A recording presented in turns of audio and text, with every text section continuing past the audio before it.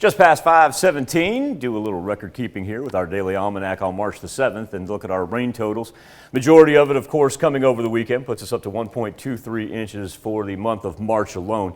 Now, 1.13 of that fell yesterday. Ended up being a record for March 6th at Joplin Regional Airport, eclipsing the previous record from 1973 that was 1.08 inches. So if I do the math right and carry the one, only beat it by 5/100ths of an inch. But same point in time, a little bit needed. Over our weekend rain totals, so go all the way back to when the thunderstorms first arrived there for Friday into Saturday.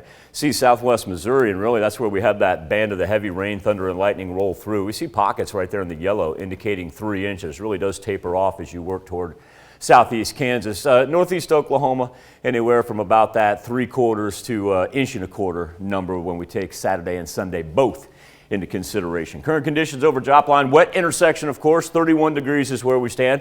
Now, even with the wet intersection and temperatures below the freezing mark, have not had any reports of any slick spots out on the road. Still, take it easy. Also, too, remember, especially if your windshield was facing the south and you had to park outside, you may want to walk out there a little bit early because you're going to end up scraping some frost off of there.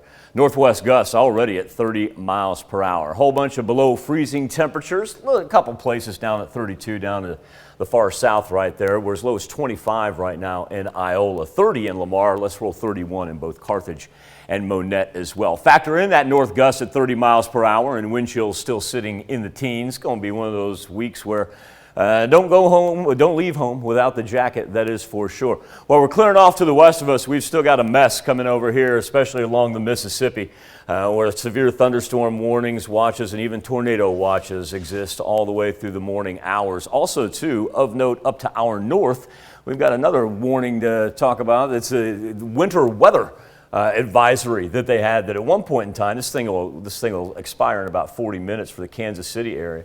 But part of that system that's moving right there, and you can tell anybody that gets above the old trough of the jet stream is going to have the colder temperatures for today, and then right along the dividing line where we see the warmer areas where the thunderstorm activity is popping up. And so while we don't have anything into effect, it's when I was talking about up here to the north, it's pretty much passed through the Kansas City area, really through northern Missouri as well. It'll affect portions of the middle of Iowa up through Illinois, and then down here with that thunderstorm activity, they're rolling a tornado watch here until 7 a.m. tonight. We actually had a couple reports come out of north central Arkansas yesterday in Piney County where they had some trees down and apparent tornado damage. The National Weather Service will be investigating. As we progress through our day, the severe thunderstorm risk doesn't go anywhere, simply pushes to the east and a little bit to the northeast there, so up to the mid-Atlantic into portions even of D.C., and New York State. Almost makes its way halfway through New York State right there. Put that in the low category. At least we're able to lose that elevated and high